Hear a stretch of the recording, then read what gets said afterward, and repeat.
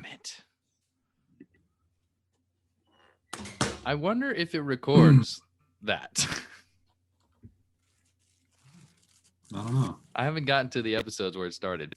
Anyway, the movie you're making me watch today is Take Shelter, 2011, directed by Jeff NICHOLS. Yeah. Jake, Yo, what up? what's your word? My word is ominous. Ominous. Ominous. May have used that before, but it's fitting. Schwartz, tell me. I'm going to go with a 2-word answer, and it's going to be instant classic. I'm going to give you a 2-word retort and say I disagree, but I'm going to say simple. Simple is good. Simple's is true. good. Simple's true. I like some good simple movies. Yeah. What do you think? Would you who this is Jake's? Who? Yes. Tell me. You can either tell me what happens in this movie, or you can tell me what this movie is about. Okay. Well, because I think they could be two different things. It could be two different things, and it could be one and the same. Either way, you never know. You guys are compelling. Well, here we go. This movie is about a man in the Midwest in Ohio. He is a simple family man. He works on, I think, like drilling or something along those lines. Land stuff, excavating properties. He's a driller. He's a driller. Yeah, he's a driller. He lays pipe. He's dope. Michael Shannon, killing it. Yep. Michael Shannon, great guy. Stars as, what's the character's name? I don't remember off the top of my head. It's like Clarence or something. Clayton. Yes. Clarence, I think. Calvin. One of those. But he is seeing like basically premonitions of storms and having these like crazy dreams. And as he's having these crazy dreams, they're kind of escalating and getting worse and crazier and scary and more realistic. And his behavior starts getting a little bit erratic, and people start to take notice. And he basically starts building a storm shelter to protect his family from what he thinks is this oncoming storm that's coming his way. And it kind of fucks his life up a bit, because at one point he loses his job, gets some family issues. His daughter is deaf, and they have a lot of insurance and stuff to pay for, and he's about to lose his job because he borrowed equipment from his work to build the storm shelter. And it's Michael Shannon kind of getting a little crazy, kind of maybe losing his mind, or maybe he's having premonitions. We're not sure. What do you think? We know his mom's crazy, right? We do. So he's probably crazy. The insanity is heavily implied. And there's a lot with, like, I think mental health and things to be said in that nature about this movie, like mental health, the insurance system, all that jazz for this type of movie. And, I think if you were to say this movie was about mental health, you wouldn't be wrong. Right. True that.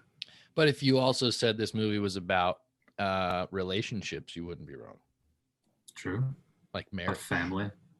Marriage specifically, or even just relationships in general, like relationships with everyone he was having dreams about. Yeah, it's a crazy movie. I mean, it's a simple movie, right? But there's a lot for interpretation. True. Schwartz. And to give you an idea of simple, it was only made for just under $5 million. Wow. Back in 2011, so pretty low. Jeff NICHOLS I think this was his second movie that Jeff NICHOLS made. He made another movie called Shotgun Stories before this. And he's gone on to have some like really dope movies after that. But yeah, Schwartz, what do you think of this movie? I love this movie. I think this movie's got some amazing acting. It's got some awesome, just eerie fucking scenes that they're just ominous. Good word, ominous. I think it makes you But just you're with this dude and you're not quite sure what's going on. You're like, because you find out that he's got a history of mental health, but in the end, everybody sees what he sees, right? They seem to do. Do they, or is that a dream? At the Oh, end, are we talking last scene here? We jumping to last scene. Talking the last scene. so Okay. yeah, so the whole time has these premonitions of a storm coming that no one other than him is seeing. And one of the main things of the storm is it's like raining kind of like a viscous fluid, not too dissimilar to new motor oil. Mhm. Nobody sees this the whole movie. Everyone thinks he's hallucinating until the very end.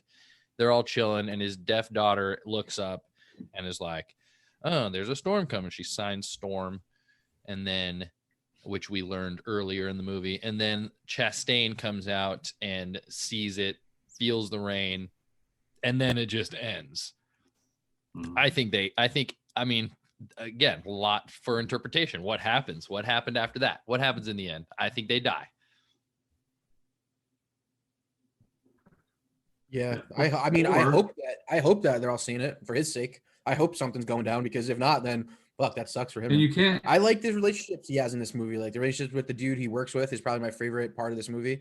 I think Jessica Chastain was great, even though like she didn't really do much. She was a really great supporting character. She's great. She's just like one of her big coming out movies. Like this and Tree of Life came out in the same year, and that's when she started really like gaining notoriety. Yeah, she was so good in this movie.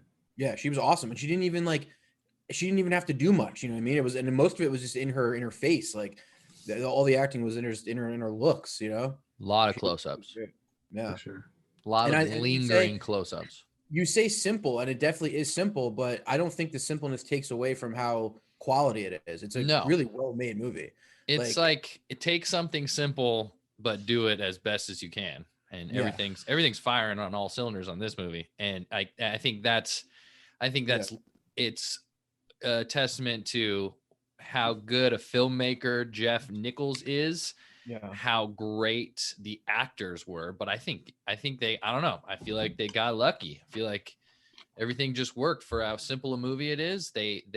Everything clicked in the perfect way. And I mean, Yeah. maybe lucky is not the right word, but all the pieces fell all the pieces fell together perfectly Yeah. for this one. The end product was really good for, again, how simple it was.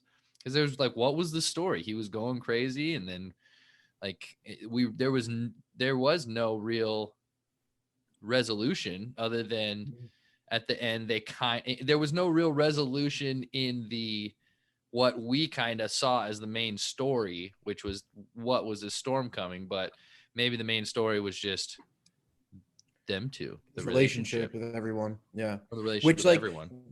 what I loved is that like he was such a weird dude, even from the start. Like he's quiet, he's reserved, he's still kind of weird, but like when he fucks up that bad by getting fired for trying to dig, that's another thing we kept leaving out of it is he has to build this shelter out, so he takes things from his work being an excavator guy, and he gets fired because of it. He takes machinery from his work, and that also takes away his kids, who's deaf, who needs an operation, takes away her money for that because it takes away his insurance. And I think the scene where Jessica Chastain like comes back in when he says to her like they're in the backyard and he's like, "Are you gonna leave me?" And then she like presents him with like exactly what's gonna happen. I was like, "Damn, man, this dude's fucking lucky to have someone that's willing to go through all that with him." And even though she knows he's probably going insane, and that's what I think about the ending. That's why I think the ending is real and not a dream, because he looks at her and she looks at him and she just like nods, like, "Yeah, like I see that," like, you know what I mean? And then it ends. Like I love that part. But it still Yeah. could be a dream. That's one thing. It could be a dream. It could be her dreaming. It doesn't even have to be his dream, you know? She's seeing it now. Maybe she's hallucinating. Yeah, I mean, I think that's going a little too far just because you didn't see that at all in the movie. I think if it's anybody's dream, it's his dream. Yeah, because they're increasingly just like get worse the entire time, but they all start with like the storm. But that dream doesn't get bad. That dream doesn't. That if that's a dream, it wasn't a bad dream. We don't know that. Not yet. That was just the beginning. Yeah. I feel like if it wasn't a dream, then they all died. I feel like Maybe they get back to the fucking shelter. They couldn't. I mean, they're at Myrtle Beach. They can't go back to the shelter. Oh, yeah, Which on I vacation. also think is a good fucked up way to end it. If that's the way it ends, that's a cool kind of fucked up ending. But I think maybe we're thinking about it too much. Maybe in the end, what I realize is maybe that's not what this whole movie was about in the beginning or in the first place.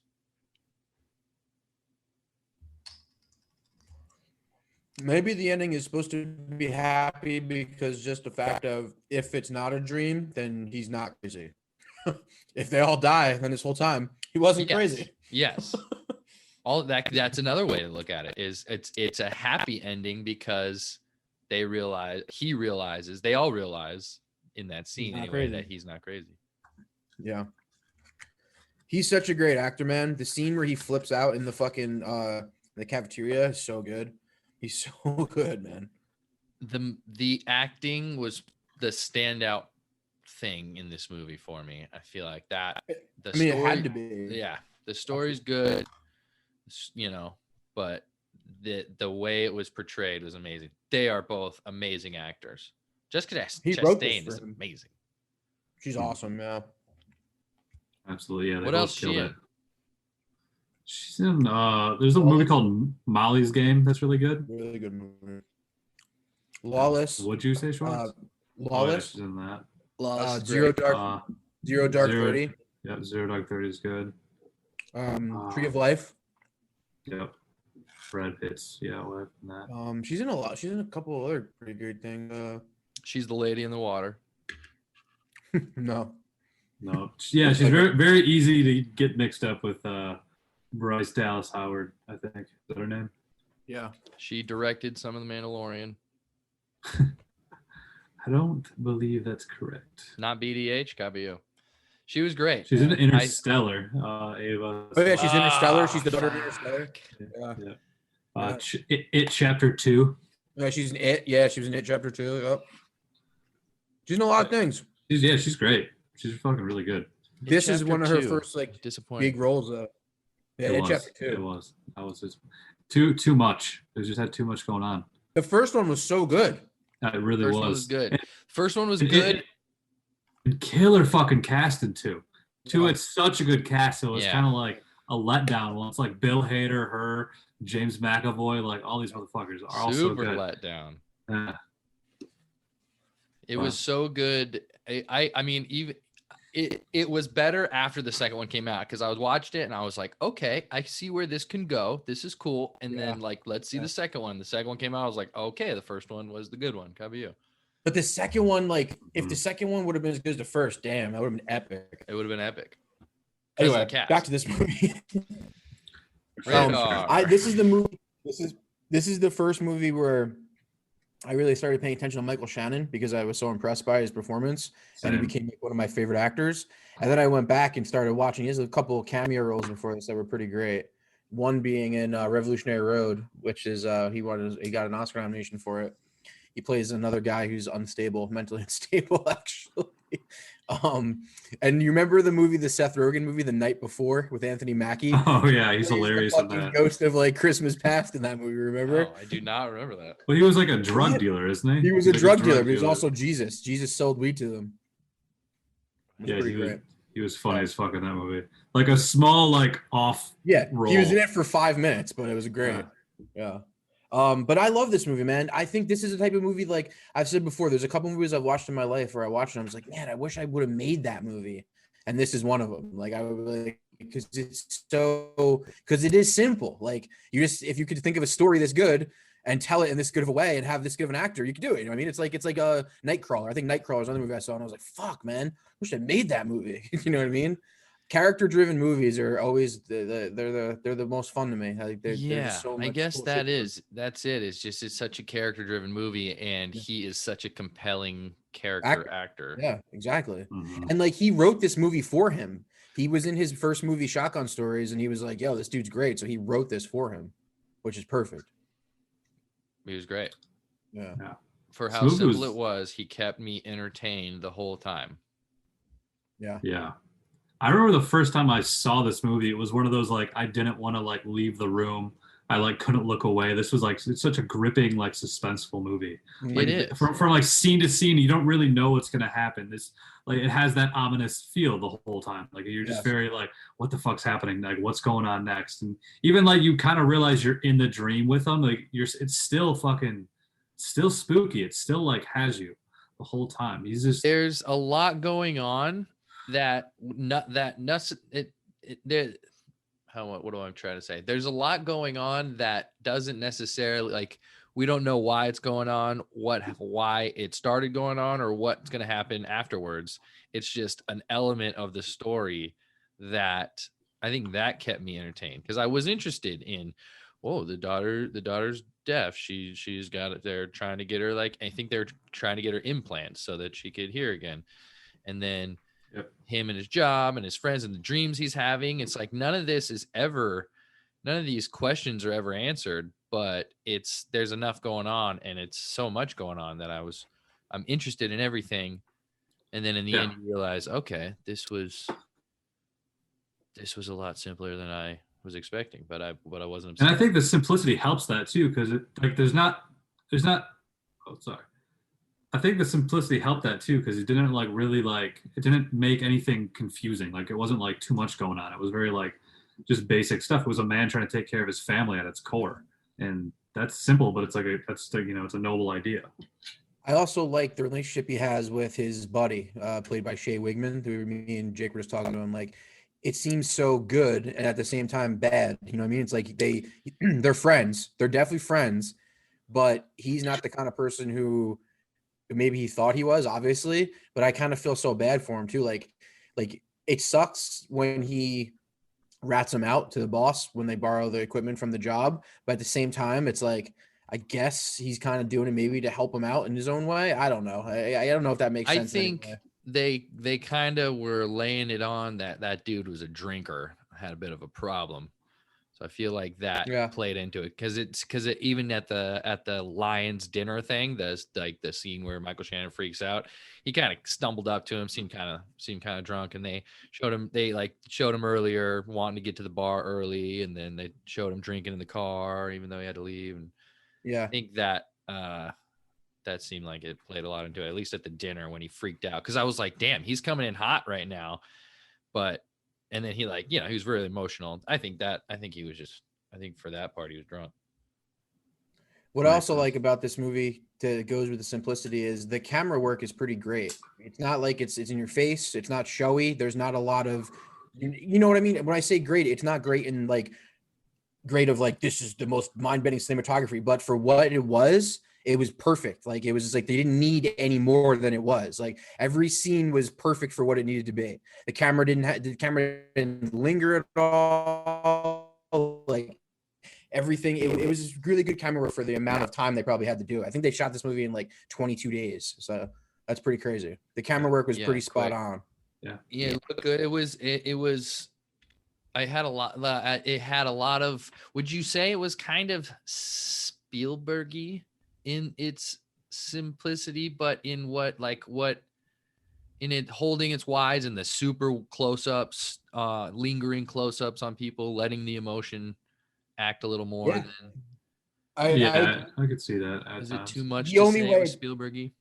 The only way it's not Spielberg is Spielberg usually moves his camera in very creative ways, which I guess minus that, then because like you said, it's almost like a Woody Allen-y more than a way. It sets the frame, things happen in the frame, and then it's just they don't have to show you. It's not like they're going in for coverage. It's that's kind of what I'm talking. You see it in a wide shot, and it's right there. Like with a scene where she slaps him. Like you got the girl, she's back in the kitchen, he comes to the door, everything plays out just right there. One shot. Yep. Yep. Yeah. No, it's great. To me, it felt even like more Hitchcockian than anything. It reminded me of Hitchcock, just the suspense, that those framings as well. Like Hitchcock sometimes just held the wide and let the scene play. These guys did the same thing. Jeff Nichols did the same thing. I think the difference is I think he wanted that aesthetic, but I also at the same time they didn't have enough money and time to really do anything more. You know what I mean? And that's why I say I like this, because he definitely chose the right placement of the camera for every scene. Like I didn't have a problem with anything. Like it was done well. There's some you could maybe not get something you need. I feel like that he never didn't have it. Do you think that plays into the ease of watching? What do you mean? I felt like it was an easy watch. I was never bored. I was never, and I wonder if I think it's that I always think that's just story, but I wonder if just killer camera, yeah, I think so. I know killer what you mean. camera Like, work just makes it easier to watch. I think so. That's just good The direction. opposite is true. Yeah, I think that's the directing and it's the editing that do the trick as well. That's all about pacing. I think pacing is a key factor in keeping you interested, keeping you engaged. Yeah, and this movie's extremely engaging the entire time. I agree. Yes, And Jeff Nichols does that well, because you guys have seen Midnight Special, I know, right? Yeah. And that was another movie. Like, I felt that I was on the edge of my seat like the whole fucking time. I thought that was in theaters the whole time. No, this one's much more simple even. So, like, I think Midnight Special does get a little wacky with like cults and maybe but aliens. Even that movie, I think, science. doesn't it end with like aliens? Even that movie was. I don't know if that was other dimensional shit. Yeah, it was. Yeah, at its core, it was simple. It was more of a bigger, broader idea with like the extra dimensional shit or aliens or cult stuff. It was never clear. Well, no, really it was. That kid was like an alien who was worshipped by that cult. That's what it was. Okay. They were going after him to get him back because they took him. The mom and dad were played by Kirsten Dunst and Michael Shannon. They were like, we're not just gonna let this fucking kid be like a fucking messiah for people, and you don't know what he is. And then he's an alien in the end. Remember? He ends up the world. You see the world that exists on top of our world and shit. Yes. So he's an interdimensional being. Sure. Yeah. Whatever. Okay. I guess. So the scope of the movie. I just want to be clear on your definition of alien. Exactly. Yeah. What was the thing? The movie. Because you never see an alien. That's exactly. What I mean. That's Take Shelter allows no space for alien semantics arguments. So Take Shelter makes it much more simple. But both he ended up just being a Mexican kid. Yeah, both are that vibe of that suspenseful, like gripping, engaged, like scene to scene. It's like kind of ramping up toward this like almost like an event. Like, I know Midnight Special had that event of like the other dimensions kind of being revealed, and then Take Shelter is eventually ramping up to the very end. And it did, yeah. It's kind of ramping up to that, and that's it. It ends there, and like same with this. Like, it's kind of ramping up to the storm, and this sort of ends on the storm. Whether or not it's real or not is TBD. Yes, or even the climax of the movie was also a storm. Just wasn't. Well, I mean, was that the climax of the movie, or could we call the climax of the movie the end? I think you could call that the climax of the movie, and then you get a kind of, I don't know, little secondary climax. Orgasms in this movie. Yeah, you get a little extra. You get a little extra. You do get a little extra. You get a little extra, but then you're just kind of left. Don't see it coming. You get it. The scene in the shelter. Yeah, is that the climax? No, but I think the scene actually, maybe it is the scene in the shelter where she tells him like he's got to be the one to open the door. I feel like that's the climax of the movie. Yeah, that's probably the best scene in the movie too, because she says that to him. She says, "If you want to keep your family, you got to open that fucking door." Yeah, that was pretty big. And that's her helping him too. Like, she was the nicest fucking person in the world. Great wife, great lady, awesome. Great lady. Yeah, Jessica Chastain. I believed her the whole time. Oh yeah, she killed it. Yeah. Favorite scenes? That's my favorite. We just listed a couple of them. I think that one. Yeah, the one in the Lions Club. Mm-hmm. I also liked anything to where he was dreaming. Honestly, I thought they were all pretty fucking scary, especially probably the one with her in the kitchen. That was eerie as fuck. Just like her staring at him like that, and then like that's very Hitchcock. That scene was very Hitchcock, very very Hitchcock. Just and it wasn't any coverage. It was the shot of her, the shot of him, the shot of her, the shot of him. Like, that's it. They didn't shoot anything else. I think one shot was like went around her to reveal the knife, and I think that was it. But all that was super fucking good. Like, that was really done well. We're supposed to assume that she attacked him in that. In the end that we didn't see, obviously, because when she touches him, he fucking flinches. There was another scene. It's not necessarily my favorite scene, but I felt it was like noteworthy and it stood out to me. Was when he went back to the counseling office and he had like a new counselor and like there was like a switch, and then How the annoying. yeah, how fucking like that I just felt real bad for him, and like the counselor said something to him, the words "it's been crazy around here." I'm like, that's not a good fucking word for that scenario.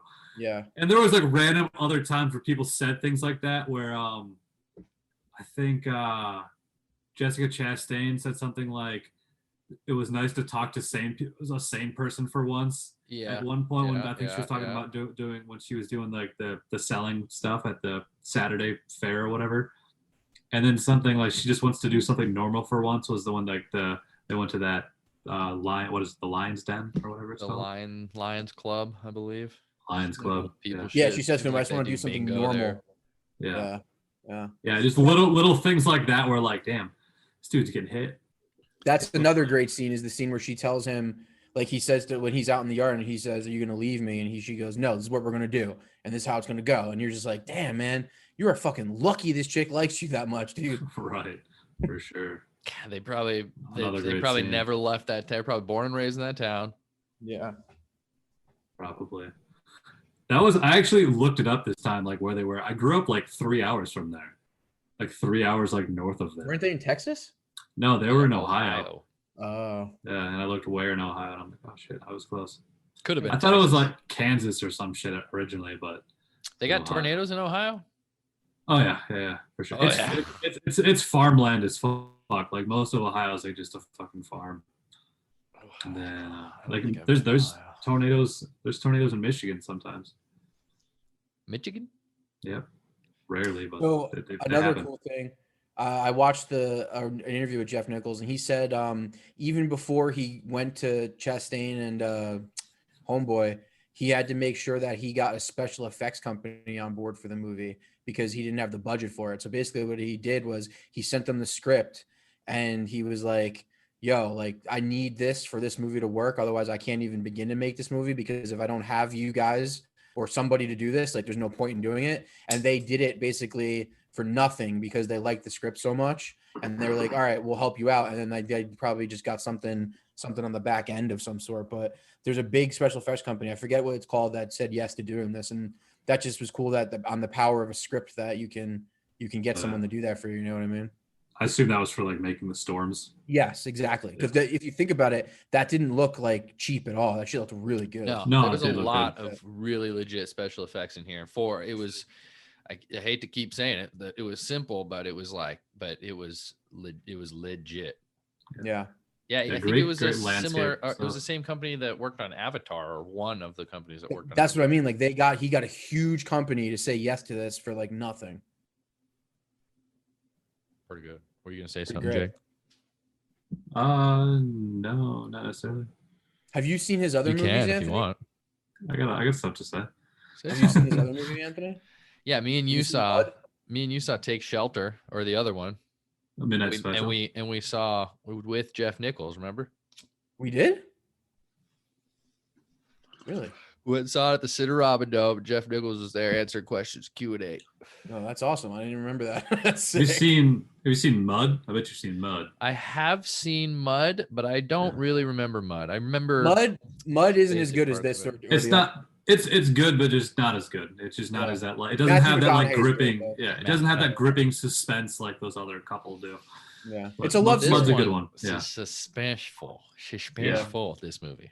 It is suspenseful. It was so good. I could see why you say like I wish I would have thought of that, just because Yeah. it's just something it seems like you could have done, you know. Exactly. And it's done well. When And you it's can say done that well. about something and it's a really good movie, that's an accomplishment because it just shows that like you had so many limitations, but you knocked it out of the park. Yeah. If The you're biggest gonna- thing, the two biggest things about this movie, he got the special effects company to do dope effects, and he got two actors Yeah. that could just carry Fucking every part of actors. this movie. You know what I mean? Like two just amazing actors. passionate actors. Yes. Bryce Go ahead, Dallas Jake, what you Howard got to say. and I Michael. was gonna say even Shia Wigman the third, like he's always Yeah, a he's great, great. supporting actor. He's one of those just solid his guys. wife- who can his wife's do anything. Yeah. Same. She's in every fucking TV show. Yeah, she's in Eastbound and Down. Oh yeah, that's right. Yeah, true. She was good She too. was a bitcheroony dooney. Yeah, she was very fitting for those type of people. They like got those like that like Midwestern like blue collar vibe down pretty well, I thought. That accent. Yeah. That accent's Me and like, you Jake hear someone actually- with that accent, you're like, I didn't even know that was a real accent.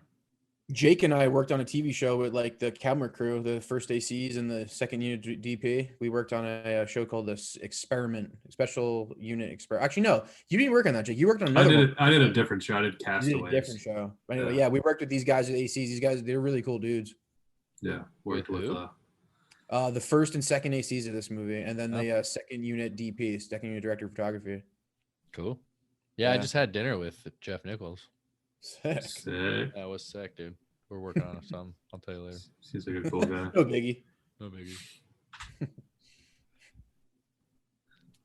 Oh, another good scene I thought was when he had the seizure in bed, and really anytime he had the seizure, but yeah, like when he had the seizure in bed and Jessica Chastain woke him up, like how to deal Called with that. 911 shit.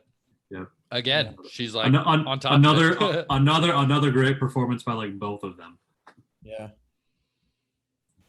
Good movie. And I think the deaf kid aspect really add to it too. That little girl was a pretty good actor, and all the scenes where like you see him being a really good dad by learning sign language and showing up at her school and like even just hanging out with her in the backyard. Like that's the thing. Like you feel for this dude because he is a good guy. He's just really he's fucked trying. up. Like Yeah, he's Got some trying. shit Yeah, going down. he's trying, dude. He's really trying. And like that scene, actually, you know what scene where I'm forgetting about that's really good is the scene where his brother comes and talks to him. Yeah, And that he's guy. like that, like and they have that conversation and like they hug and shit, like the awkward hug and everything. Or and when he he gives goes him to the talk dog. to his crazy mom. Yeah, that's a good one too. Yeah, there's a few great scenes in this. The crazy mom was really impactful too, because that by that point you have no clue that that's a thing. Like this whole time, you're like this guy's kind of weird, and then you're like, oh fuck, this dude's got it in his family, so it probably is him crazy. And then the whole time you think it. I interpret the end being they see it. I think the little girl and Jessica Chastain, they see what he sees. That's how I want it to be. So that's how I'm going to interpret it. And I think that's a good way to end it because he looks at her and she like nods and you're like, oh shit. Yeah. That's the best thing that happens at the end is whether it's real or not, they're both in agreement on what's going on. Yes. Let me ask you this. Now, would you be happier if after that scene, all of a sudden he like just jolts up in bed and they like went to dark, or would you rather be ominous like this? Oh fuck no! That would right? Leave it open. Leave it open. If he was just another dream, leave it then open or just murk him and make this like a lesson of you should have listened to him. Yeah. Well, I mean, they were implying that he was going to go through like some serious therapy coming up, like some sort of like immersive type, actual like hands-on therapy shit. So I don't know, like they could have gone that route and that would have been like a sadder ending. Like that would have been too boring though. Yeah, just seeing him alone in a room. Yeah, or like comatose or like whatever, like something like that. Like that would have been what sucks. So like this was a good way to go out. Leave it somewhat open, but like also hopeful. They probably died. Oh, hopeful. Well, I don't know if hopeful's a good way to go, but they're at least together. You know, like leave it open and they probably died. I think the Spielberg aspect of it too that you were mentioning before is kind of like the heartfelt kind of aspect of it because there's always the whole thing at core it's about a family, you know what I mean? So I totally get that. I totally get that. And there was another thing I just wanted to say, but hold on. Fuck. Oh, so yeah, so like in the end they're all together. The three of them are together on that beach. And that is like the perfect spot for that to happen. You know what I mean? And the fact that the little girl saw it first, you know what I mean? And the thing about the dreams is in the dream, something bad always happened right away. Whether you were always caught in the middle of something where it either was happening right away, bad, and nothing really bad happened that you saw. So that's why I don't think it was cut so quick though. Well, but it cuts when she sees it. Like you're behind her. She sees it hits her hands and then it cuts. No. The last shot is a low shot behind her, and it's just the sky is just forming into tornadoes above the water. So they're dead for sure. Probably. Yeah, but you know what? It doesn't even matter because the whole movie's about is he crazy or is he not? And then you're like, holy shit, he's not, and you're dead. So that's great. I love that. That's awesome. It's a dream. Yeah, I don't think it's a dream. We should try to get in touch with Jeff Nichols and see what he says. I don't think it's a dream either. But it could be. Yeah, I think they just die. I think they should have just listened to him. They should have stayed where they were. This is a movie against this is a message against psychotherapy. If they would have just gone their own way and done his own thing, they'd be alive in the shelter right now. But nope, they're at Myrtle Beach. And they're about to get myrtled by a fucking tornado or 7. Or not. There's a storm coming. He says that. And I think him and the Joker would be really good friends. Yeah, this had similar vibes to the Joker, really. Like the whole the mental health side, especially, like how certain things weren't covered, the insurance battle. I don't remember exactly what happened in the Joker, but I remember that was part of the issue with him seeing the counselor. He was battling insurance too. Yeah, wasn't he? Yeah, fucking insurance, man. It's a bitch. Yeah. Fuck insurance. Oh, he also had like a laugh. Take care of your mental health also. Yeah. Dude, Michael Shannon throwing it out there right now because Matt Reeves has got to make probably a Joker in his Batman trilogy. So should make Michael Shannon the fucking Joker. That'd be pretty sick. Michael Shannon as the Joker. That's my favorite Michael Shannon character, the Joker. It hasn't even happened yet. Or Willem Dafoe, one of the two. Willem is a little too wacky. No, he'd be perfect. They call him Wacky Will. Wacky Bill? No, it's Willem. Willem. It's not William. It's Willem. So it's Billiam. No, it's Billum. Billum. What up, Billum? Willem Dafoe. Oh, Billy Dafoe. Jake, you don't seem amused. I was trying to figure out some weird lineage in my head of like what Jokers in the timelines of the DC comic books. So I was kind of distracted in my head for a second there. I was thinking DC for a minute. Sorry. What are you watching, Schwartz? You watching the news? Watching Jeopardy? No, I'm watching. It's on mute and just watch. I'm watching. It's called The Cube.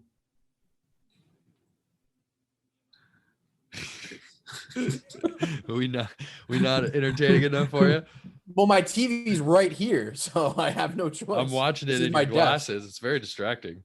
Right here. Better. Should we rank it? Is it? You got nothing else to say?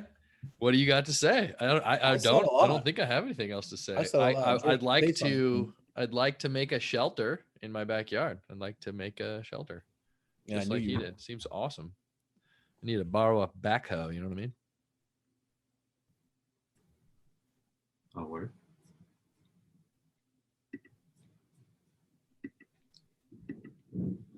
Yeah. Jake, you still thinking about DC? Kind of. I'm trying to think in what way they could reuse Joaquin Phoenix, but I only feel like Joaquin Phoenix would do it if like Todd Phillips directed it again. So I don't know if he would do it with another actor. So the new Batman film doesn't even take place on the same planet as the Joker. There's a storyline in the DC universe. Planet? Yes, there's a storyline in the DC universe where there's another planet that is the exact same planet as Earth. It's called like Earth 3, and that's where the new Batman takes place. I swear to God. The fuck? I swear to God. And you're saying there's so no weird. Joker on Earth 3? The Joker is not Joaquin Phoenix's Joker purposely, so that Joaquin Phoenix doesn't have to be in the movie. So is this like different dimension type situations of like, there's different versions of different people on different Earths? Yes. It's like another. It's a fucking comic book movie, yes. But that doesn't make sense. That doesn't sound realistic. Well, it's a comic book, so what, does it doesn't Joaquin Phoenix just not want to do it anymore? Why can't Joaquin Phoenix be in Earth 3? Because Joaquin Phoenix's movie isn't a fucking superhero movie. It's a mental. All right, but he's like a really good actor, so he could probably adapt. Great. But you know what he doesn't want to do? He doesn't want to play the Joker for the next 15 fucking years. What could he play something else on Earth 3? Money. No, because he's gonna make other movies. But he's really good at acting. You don't think he could pull off a different character on Earth 3? No, Earth 3 is all a bunch of phony actors, so he wouldn't even do it. What, like Willem Dafoe? Like wow, you can't believe you just disrespected a guy that good. Oh, you mean Billy? You mean Green Goblin? He was great as Green Goblin. He was great as Green Goblin? Well, G-Gobs? I can't wait to see Paul Dano as the Riddler. That's gonna be sick.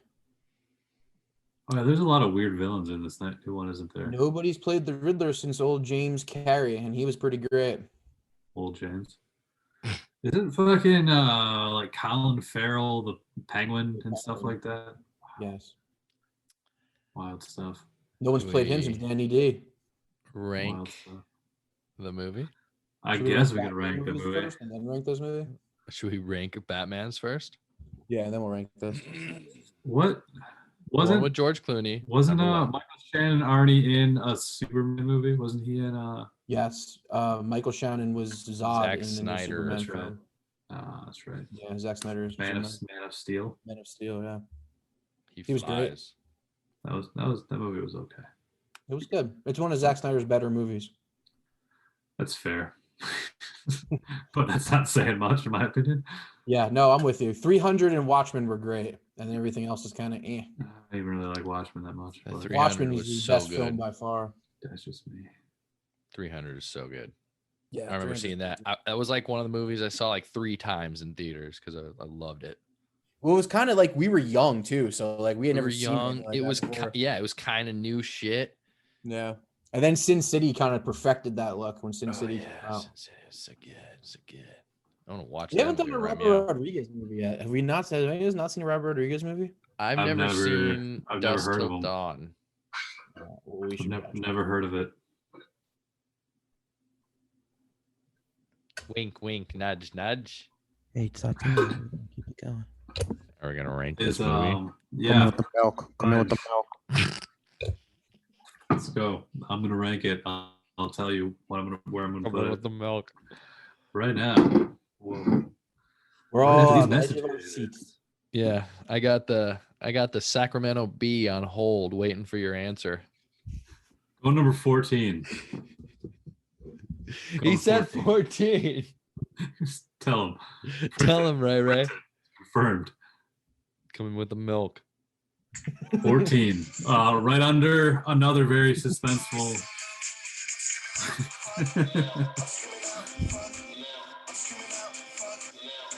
Oh, yeah.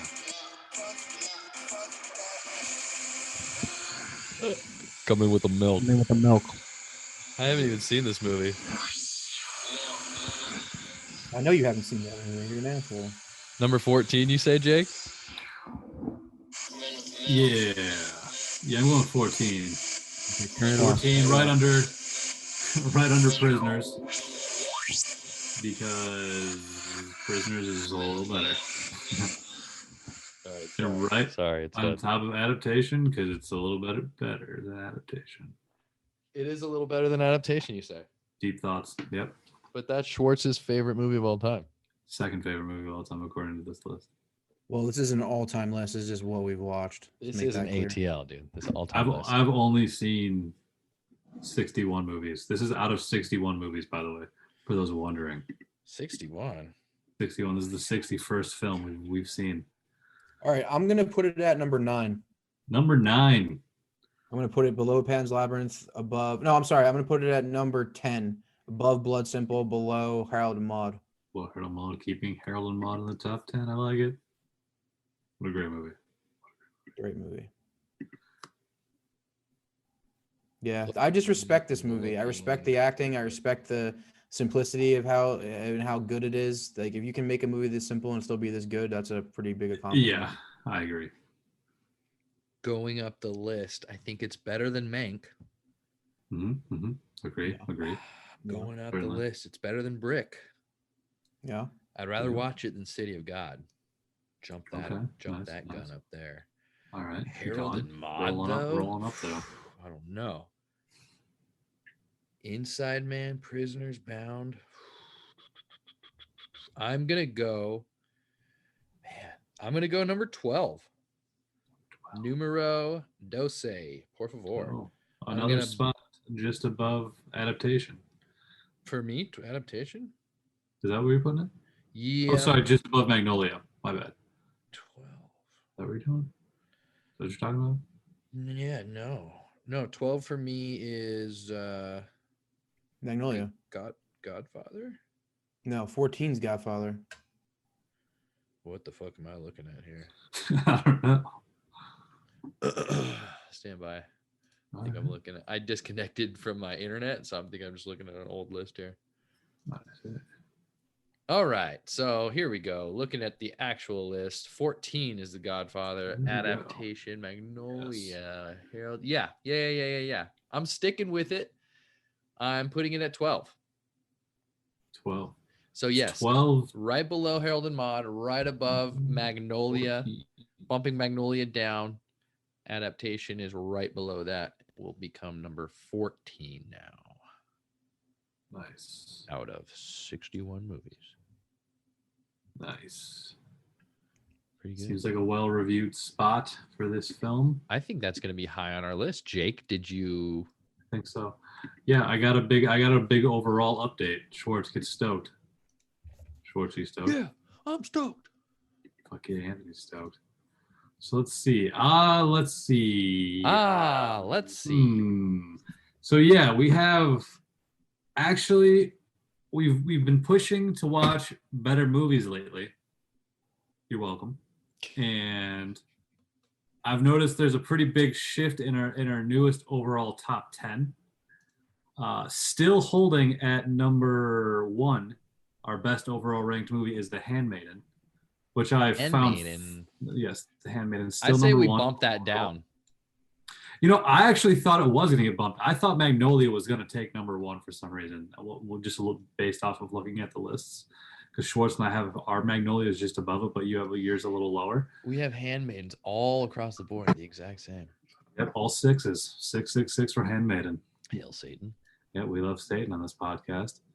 Number 2 is Harold and Maude, a big favorite of ours. Number 3, yeah. Number 3 is the new is a new spot. Magnolia is coming in at number 3.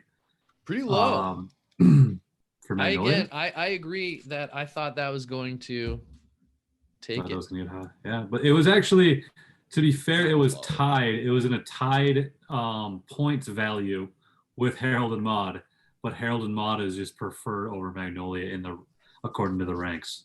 Yeah, damn. Yep. Royal Tenenbaums comes in at number 4. The Godfather trilogy, another new one, is at number 5 all around. All Godfather right. number 5. Adaptation, another new one. That was our last episode, number 6. A lot of good movies recently. Yep. Back to the Future, one of the old ones, number 7. Prisoners stays number 8. City of God still in the top 10 at number 9. And The Host at number 10 rounds off our overall top 10. Glad we did that. Yeah. Wow. I was gonna say, of our top 10, like, what's your favorite one? But that's a dumb question because it's there. It's on Well, actually, no. Out of those top 10, that The Handmaiden's not my favorite one. No, Yeah, it's the the Godfather Godfather. trilogy. Yeah. Yeah. According to your list, it is. I don't know, man. Harold and Maude's pretty great. But your list has Harold and Maude Yes. at. Real Tenenbaum's pretty great. Magnolia pretty great. Adaptation pretty great. The thing is that top 10, 4 of those movies could be at number 1 if I really wanted to on any given day. But your list has Harold and Maude at 9 and the Godfather at 1. But I think my top 10 on my list, if I was in any mood, any of those could be number 1.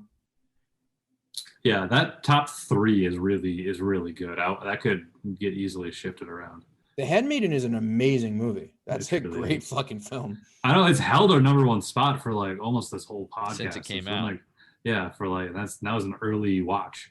So I think that was like episode like 12 or something. So The only it's been up there movie for a long time. The only movie, or actually, I'm looking at it now. Episode- Anthony's top 10 is ridiculous, but Handmaiden was episode 13. Go on, Jake, Schwartz. the only movie Oh, wow, could get that I think is crazy to be in a top 10 is Boyhood, because that movie's doo-doo, and I can't believe that's number 1. Well, it is for me. That is such a doo-doo. I know my Anthony, my top 10 is a little all over the place. You have Legend in your top 10. Legend is so good. That's such a. You should. Yeah, what What are you saying? What movie would you swap out for Legend? Boyhood? Magnolia or Adaptation or Inside Man or Prisoners Godfather, or The Godfather. Any one of those movies. Goonies, even. Even The Goonies is better than that movie. That movie's good. I enjoyed that movie, but that's not. It was okay. You watched the Royal Tenenbaums, Indiana Jones, The Godfather adaptation of Magnolia, and that's still in your top 10. Then you're an idiot. Royal Tenenbaums is my number 1. Indiana Jones is my number 2. I know the fact that you have Legend in your top 10 is mind-boggling. Yeah, you know, I'm looking at it. I'm looking at it, and I don't disagree. I even think the host is. I think the host shouldn't be in your top 10 either. No, I love the host. The host is great. I know because you like shitty movies, Jake. We've already seen that. No, I love Korean movies. I did notice I think the last episode, I switched the taxi driver or a taxi driver way down because it was kind of like weirdly sitting high. It was like one of our early watches, so it was kind of holding this really high spot for a while, and I dropped it a few. All right, I can support your. Here we go. I can support your call. Your call. And I can also support your Train to Busan because you're into those kind of movies. But Legend, come on. All right, here you go. Ready for this? I'm gonna do this. I'm gonna move City of God down 1. I'm going to put Legend at number 19. So I'm dropping it from 8 to 19. Okay. And I'm moving Train to Busan up to 8. I'm not going to replace it with anything. I'm just going to lower it. I don't know why I have Bad Lieutenant down there twice. Because it's that bad. It's pretty bad. Cool. Wait, no, I think I'm missing a movie now. Uh-oh. I gotta figure that out. It was Shoplifters. Okay, so there you go. Shoplifters was always your My worst one. Bottom. Yep, it was Shoplifters. Okay. Which those are still pretty much our bottom 10 has not changed much. We don't really have to get into that. But the worst movies still Bad Lieutenant, Shoplifters after that, Down by Law after that, UHF, Carnival Souls, CB4, Push It. Not great movies. Not great movies at all. Bad Lieutenant's a pretty good movie. So does that make you mofos happier? Now Legend is 18. So now it's better with me. My top 10 ends at Harold and Maude reads Royal Tenenbaums, Indiana Jones, Back to the Future, Face Off, 13 Assassins, The Handmaiden. Again at 6 with everybody. The Host, Train to Busan, Pan's Labyrinth, and Harold and Maude. I think that's a pretty solid. Then rounding that out is 11. What did we just watch? The Take Shelter. Take Shelter at 11. Magnolia adaptation. I think that's pretty solid. Yeah. Looking good. I'm not doing it because you guys want me to. We just pressured you into dropping. But I might be doing it because you did point out something that I agree. I agree. So, with. Yeah, and you know what? Maybe I gotta watch that movie again. I gotta watch that movie again, and maybe I'm gonna pop it right back up if I like it that much. Maybe I do. Maybe I just forgot how much I like that movie. Maybe I was thinking the same with The Taxi Driver. It was great, and I could watch it again, but it just hasn't really sat in my this movie's great vibe as long. Does it resonate? Maybe that's something we have to put into our thinking or our process is, does it still feel right? Which right. I guess we do, but I think that maybe I got to make more of a point of looking at my list and thinking that movie still feels good in that spot. And this movie, I don't really remember. Maybe I just liked it. It was a short thrill, and now it does. I don't really think about it. Whereas other movies I think about, Train to Busan, I don't really think about it, but I remember that being a great movie. Harold and Maude, I think about that movie. That movie made me think. Yeah, it's like the impact it has on you. I think I mentioned that in the last one where I bumped up Magnolia quite a few spots. Magnolia has had an impact on me. I think about that movie a lot. I've seen that movie a dozen times. It's a great fucking movie, and I just realized I don't know why it's sitting so low. I fucking love this movie. I would watch this movie over and over again. Wouldn't it have been great? And I thought about this the first time I watched it, and then I forgot to say it, was if that movie ended with the apocalypse. That's just how it ended. Which, Take Shelter or Magnolia? Magnolia, the frogs fell. Both movies had animals falling from the sky, by the way. That's true, but one was birds. They belonged to the sky. Birds, one was frogs. Well, yeah, that's true. Makes more sense. But well, yeah, they were definitely falling out of the sky. I don't know. I just thought it would be because when I watched it, I was thinking, "Fuck, is that how this movie's gonna end with the rapture?" But it didn't. It just Right. Yeah. No. I mean, Just life kept going. Really, life, or for some, then others, people died. Yeah, weird ending for Magnolia, but it was very like it's stuck with me. So it always has since I've seen it years ago. I've always loved it. Yeah, it was good. Good movie. It was all right. It was fine. I might switch adaptation. I might put adaptation above Magnolia. All right. Any last words for Take Shelter? You know what? I'm gonna make a switch real quick. Oh, you should switcheroo. I'm gonna take Sunset Boulevard at 15 and put it to 11, and put this movie at 12. Could someone do that for me? This movie at 12? Put Take Shelter at 12 and put Sunset Boulevard at 11. Oh, okay. Wait, well, what's going to be 10? Sorry, 10. My bad. So put Sunset Boulevard at 10 and put this movie at 11. My bad. That's what I'm going to say. Gotcha. Okay. Do you So have just having talking, the two movies that I love the most from this podcast are Sunset Boulevard and Howard and Maude. Those are two movies I'm glad we watched. For sure. Yeah, those were great. Sunset Boulevard, if you are at all concerned about the overall list, let me tell you where that ranked. No. Take Shelter should be at 11. Oh, word. So everything just goes down one. Take Shelter's at 11, though. Got it. There you go.